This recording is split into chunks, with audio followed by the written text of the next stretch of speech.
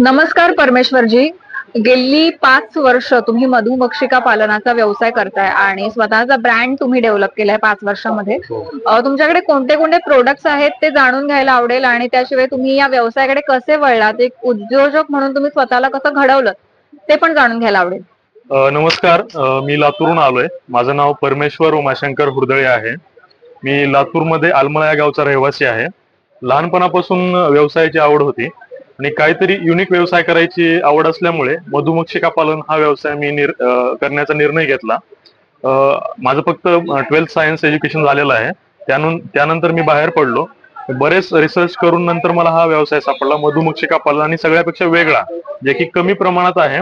आणि याची एक विशेष गोष्ट म्हणजे काय, एक नैसर्गिकरित्या सर्वांपर्यंत मला नैसर्गिकरित्या मध सगळ्यापर्यंत पोहोचवायचा होता. आणि दुसरी गोष्ट म्हणजे मधमाशांचं संगोपन पण होईल याच्यामध्ये. ह्या तिन्ही गोष्टी याच्यामधून होत होत्या. त्यामुळे मला ह्या व्यवसायामध्ये आवड निर्माण झाली आणि ह्या व्यवसायाला सुरुवात केली आम्ही.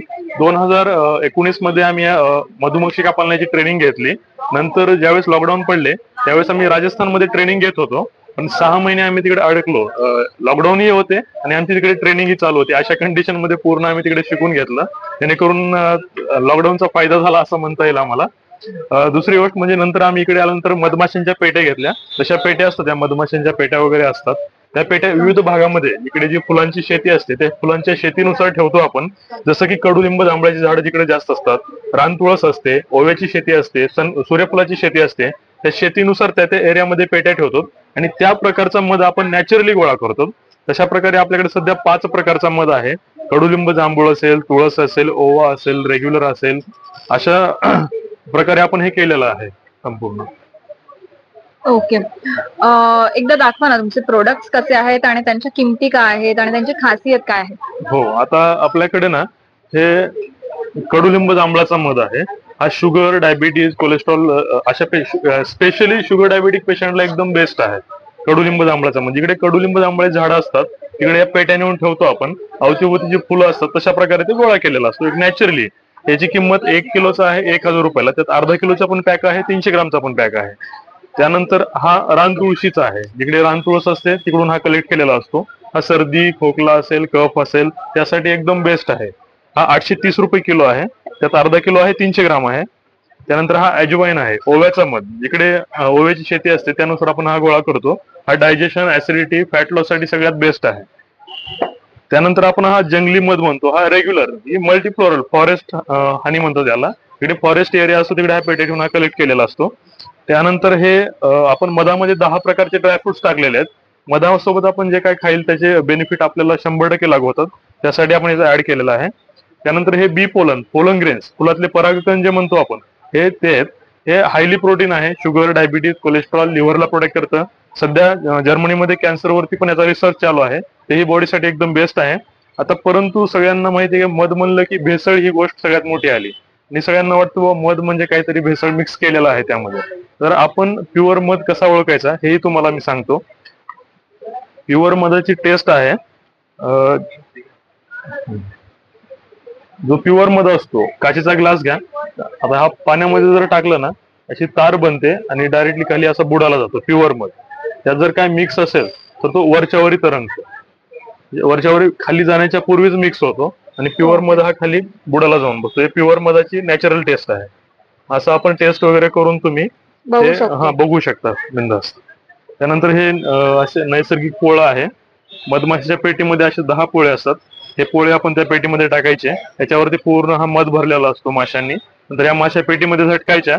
त्या अशी मशीन असते, त्या मशीनीमध्ये टाकल्यानंतर त्याला एक हँडल असतं, ते हँडल फिरवायचं. हँडल फिरवल्यानंतर मध वेगळा होतो आणि पोळं जशाला तसं राहतं, जेणेकरून माशालाही पोळं पुन्हा पुन्हा बनवायची गरज नाही. ऍज इट इज आपण हे पोळं बाजूला घेतो. पोळं न खराब होऊ देता आपण हा मध काढलेला आहे. त्यानंतर याला फिल्ट्रेशन केलं जातं. याच्यामध्ये हे वॅक्सचं थोडंसं प्रमाण येतं. ते वॅक्स बाजूला केलं जातं आणि मध बाजूला केला जातो. आपल्याकडे वॅक्स ही अवेलेबल आहे, तुम्हाला पाहिजे असेल तर वॅक्स ही भेटून जाईल, रॉ वॅक्स मध्ये भेटतं. तर एक कॅप असते, हे कॅप आपण चेहऱ्याला घालतो. ज्यावेळेस आपण मध काढतो त्यांना थोडासा त्रास वगैरे झाला तर ते आपल्यावर अटॅक करतात, म्हणून हे आपण कॅप घालतो. हे फेस वरती घातलेली असते जेणेकरून आपल्याला चावू नये म्हणून. ओके. त्यानंतर हे इथं तुम्ही पाहू शकता, याच्यामध्ये आहे कॅप वगैरे घातलेलं. हे पोळा आहे आणि याचे बेनिफिट आहेत. नॉर्मली मधाचे फायदे, कोमट पाण्यात वगैरे पिल्याचे, तर एक क्वीन बी आहे, राणी माशी असते. एक पेटीमध्ये जवळपास 40 ते 50,000 माश्या असतात. त्यात एक राणी माशी असते. 1,000 ते 1,500 ड्रोन असतात. बाकीच्या कामकरी माश्या असतात. राणी माशी एकदा जन्म घेतल्यानंतर जवळपास 1.5 ते 2 वर्ष जगते. कामकरी माश्या असतात ते 40 ते 45 दिवस जगतात. आणि ड्रोन बी जी असते, माशी म्हणतो आपण त्याला, ती जवळपास 2.5 ते 3 महिने जगते. हे असं त्यांचं एक लाईफ सायकल असतं त्या माशांचं. ओके. आणि या मेणाचे काय फायदे असतात? मेणाचे फायदे म्हणजे हल्ली तर जास्त कॉस्मेटिक मध्ये याचा वापर जास्त केला जातो. कॅन्डल बनवण्यासाठी पण जास्त त्याचा वापर होतो. जास्त तर कॉस्मेटिक मध्ये खूप चांगला त्याचा फायदा आहे. एक नॅचरल कॉस्मेटिक्स म्हणून त्याला ओळखलं जातं. आणि मगाशी तुम्ही म्हणालात की जिथे जिथे फुलांची शेती आहे तिकडनं तुम्ही त्यांना अप्रोच करता आणि तिकडनं मग तुम्ही पेट्या देऊन हो. मध घेता. तर ते एक जाळं तुम्ही जे तयार केलंय बिझनेस हो. साठी आवश्यक असतं, हो. त्याच्याविषयी सांगा ना. म्हणजे आपण काय करतो, आता समजा जिकडे राजस्थान एरियामध्ये मोहरीचं प्रमाण जास्त आहे, मस्टर्डचं आपण म्हणतो त्याला.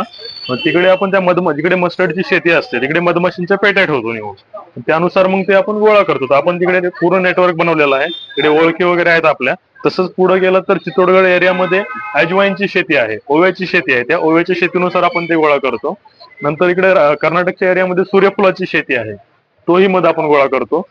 युपी मध्ये गेला तर रामगंज एरियामध्ये कडुलिंब जांभळाची शेती आहे, तोही मध आपण कलेक्ट केलेला आहे. त्यानंतर फॉरेस्ट एरियामध्ये मल्टीफ्लोरल हा हनी निघतो. अशा प्रकारे तिथून आपण साईटवरून हनी कलेक्ट करून आणतो. लातूरमध्ये फिल्ट्रेशन आणि पॅकेजिंगचं आणि सेलिंगचं काम चालू राहतं. ओके.